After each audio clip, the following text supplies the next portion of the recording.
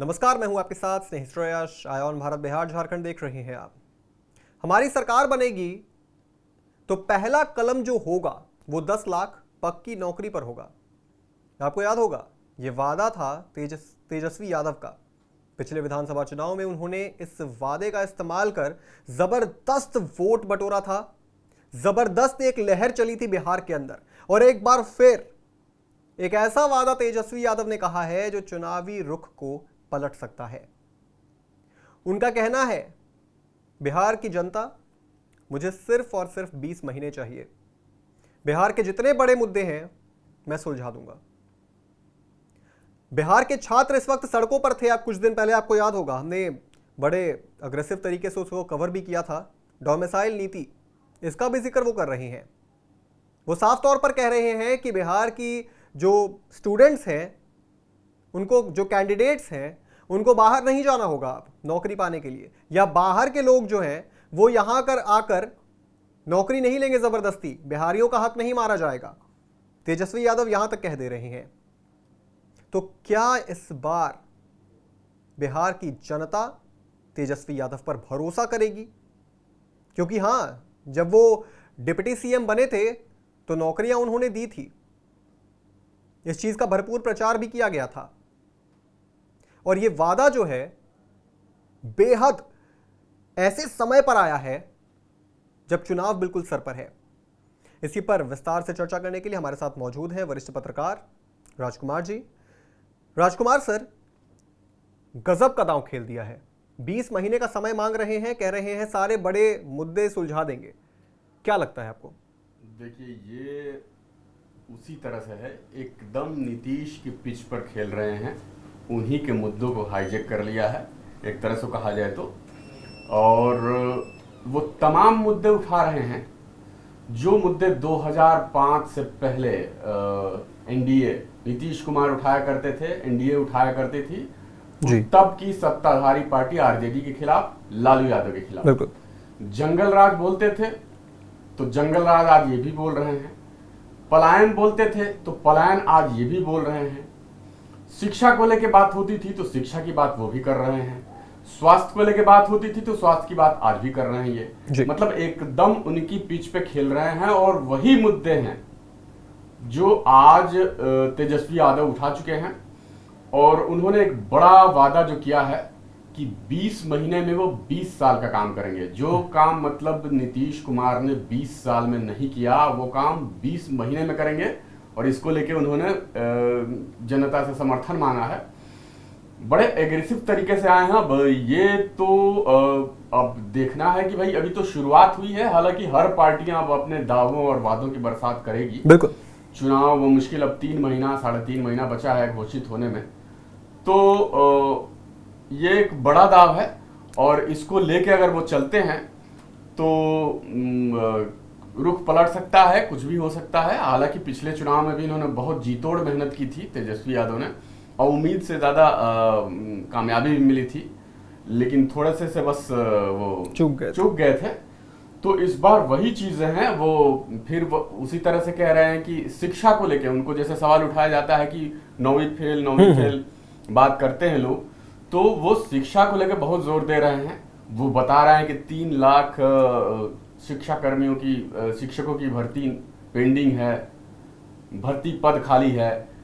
15 साल से, पिछले 15 साल से बिहार में जो पढ़ने वाले छात्र हैं वो जो आईएएस, आईपीएस और आईएफएस जैसे टॉप क्लास के जो सिविल सर्विसेज, पहले ये कहा जाता था कि भाई कोई हो ना हो, लेकिन बिहार के युवक वो आईएएस बनेंगे। लेकिन ये चीज़ें बहुत पॉइंट उन्होंने पकड़ा है, इसकी बात कर रहे हैं। फिर शिक्षा में वो कह रहे हैं कि 275 दिन साल में अनिवार्य करेंगे क्लास चलना, और 80% उपस्थिति छात्रों की स्कूल में अनिवार्य की जाएगी। तो वो तमाम जिस चीज पे उनको बैकफुट पे ढकेलने की कोशिश हो रही थी शिक्षा के मुद्दे पे, ये बोल रहे हैं। दूसरी बात, इनको कहा जा रहा था कि जंगल राज नीति उनके शासन में, लालू के शासन में, तो ये जंगल राज वाला अब इन्होंने अपने पाले में ले लिया है और इस मुद्दे पे फ्रंट फुट पे खेल रहे हैं।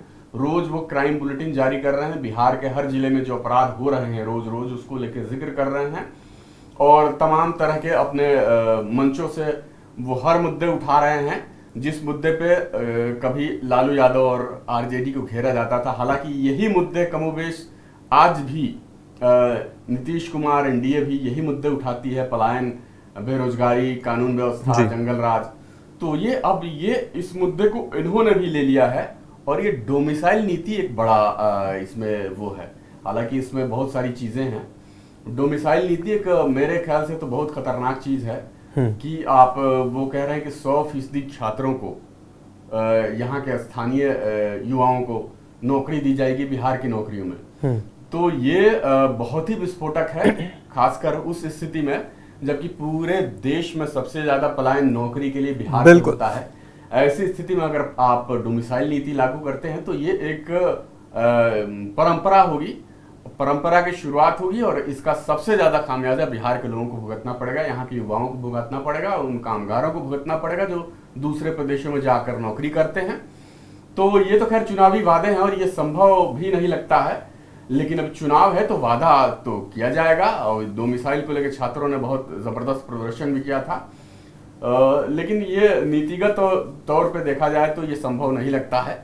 हालांकि अब वो तो शुरुआत है और एग्रेसिव तरीके से आए हैं तेजस्वी यादव। अब देखते हैं, चुनाव मुकाबला बहुत कड़ा है, कई एंगल का मुकाबला है, कई बड़े बड़े चेहरे हैं।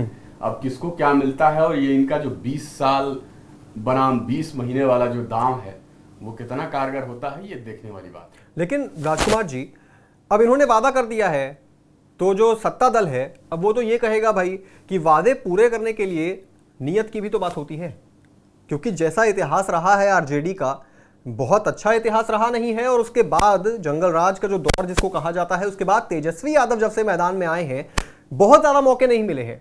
डिप्टी सीएम बने, नीतीश कुमार के साथ आए, कुछ बड़े फैसले भी लिए, लेकिन क्या उन फैसलों से उनकी नीयत स्पष्ट हो जाएगी? क्योंकि भाई सबको पता है कि उनको सीएम बनना है। जिस तरीके से राहुल गांधी प्रधानमंत्री की रेस में दौड़ने के लिए पागल होते रहते हैं, उसी तरीके से तेजस्वी यादव भी हैं, उनको चाहिए कि वो सीएम बने। लेकिन अब नियत की भी तो बात आएगी ही ना, कि क्या पता फिर से एक बार फिर वो वादे करके चुनाव जीत भी जाएं, सीएम बन भी जाएं और उन सभी वादों से पलट जाएं, कुछ ना कुछ बहाने बना दे, पिछली सरकार पर दोष डाल दें। देखिए, उनके पीछे एक जो जंगल राज, लालू यादव जी का जो जंगल राज का दाग उनके ऊपर है, तो वो यही चीजें, चुनौतियां तो है, ये पीछा छोड़ने वाली नहीं है। और ये विपक्ष आज भी उस 20 साल पुराने मुद्दे को लेके भुनाता रहता है, जबकि ये चारों मुद्दे जो ये उठा रहे हैं, ये चीजें 2005 में भी उठाई जाती थी, 2025 में भी उठाया जा रहा है। और दिलचस्प बात ये है कि ये चारों प्रमुख मुद्दे, शिक्षा, बेरोजगारी, पलायन और जंगल राज, ये चारों मुद्दे अब दोनों तरफ के दल, महागठबंधन और एनडीए, दोनों तरफ से उठाए जा रहे हैं। तो अब ये दिलचस्प बात होगी कि भाई किसके दावे पर, किसके वादे पे भरोसा किया जाता है। लेकिन अब एक ये भी बात है कि बिहार की बहुत बड़ी आबादी, ये बात 20 साल हो गए, तो बहुत बड़ी आबादी को ये पता नहीं होगा कि वो राज कैसा था। दूसरी बात ये कि नीतीश कुमार 20 साल रह चुके हैं, तमाम तरह की अटकलें लगाई जा रही हैं। तेजस्वी यादव भी कह रहे हैं उनके सेहत को लेकर, उनके मानसिक स्थिति को लेकर सवाल उठाते रहते हैं, विपक्षी पार्टियां तमाम उठा रही हैं। तो ये चीजें भी उनके हक में जा सकती है और ये नीतीश कुमार के खिलाफ जा सकती हैं। तो देखना है, वो उतरे तो हैं आक्रामक तरीके से, लेकिन क्या कामयाबी मिलती है ये बड़ा भी देखने लायक बात होगी, क्योंकि अभी तो शुरुआत भर है। अभी तमाम पार्टियां आएंगी और तमाम तरह के दावे वादे किए जाएंगे। अब देखते हैं कौन कितना कारगर है, अब कौन अपनी बात पर भरोसा दिला पाता है वोटर को जी, ये अभी देखना है। लेकिन कुल मिलाकर बात यही है, सत्ता में कोई भी आए, कोई भी चुनाव जीते, वो बिहार के लिए काम करे, चाहे वो तेजस्वी हो, चाहे वो नीतीश हो, या फिर कोई अन्य पार्टी का अन्य दावेदार कभी अगर भविष्य में बने, वो बिहार के लिए काम करे। क्योंकि इस वक्त देश जिस गति से आगे बढ़ रहा है, शायद ये कहना गलत नहीं होगा कि उस गति से बिहार आगे नहीं बढ़ा है। सभी जानते हैं कि बिहार के अंदर एक शहर है, मान के चलिए राजधानी है सिर्फ पटना, जो कि थोड़ी बहुत आपको डेवलप दिखेगी, थोड़ी बहुत। वहीं लिहाजा अगर आप यूपी की बात करें, कई ऐसे शहर है जो आपको लाजवाब लगेंगे। अभी प्रयागराज आपने देखा किस तरीके से जबरदस्त वहां पर महाकुंभ का आयोजन हुआ। लखनऊ सभी जानते हैं बहुत खूबसूरत शहर है। ऐसे कई शहर आपको मिलेंगे जो बहुत डेवलप्ड है। हम जिस जगह बैठे हुए हैं, नोएडा उत्तर प्रदेश का हिस्सा है, जबरदस्त डेवलप्ड लगता है देखने में। उस तरीके से बिहार के अंदर ऐसा आपको पटना छोड़ करके कोई शहर नहीं दिखेगा। तो चाहिए बिहार में डेवलपमेंट, चाहिए बिहार में जनता की भलाई, नौकरी चाहिए, कई सारी बुनियादी सुविधाएं हैं जो बिहार के कोने कोने में आपको नहीं मिलेगी। इन चीजों को बिहार में जो भी देगा, जो फैसिलिटीज प्रोवाइड करेगा, शिक्षा प्रोवाइड करेगा, वही बिहार के भविष्य के लिए बेहतर होगा, चाहे वो तेजस्वी दे, नीतीश कुमार दे या फिर कोई अन्य दावेदार दे। फिलहाल इस पूरी चर्चा में हमारे साथ जुड़ने के लिए आपका बहुत बहुत शुक्रिया राजकुमार जी। इस पूरी चर्चा पर आप क्या सोचते हैं दोस्तों, कमेंट बॉक्स में जरूर लिखते जाइएगा। बिहार झारखंड से जुड़ी तमाम बड़ी खबरों को देखने के लिए आप जुड़े रहें आय ऑन भारत बिहार झारखंड के साथ।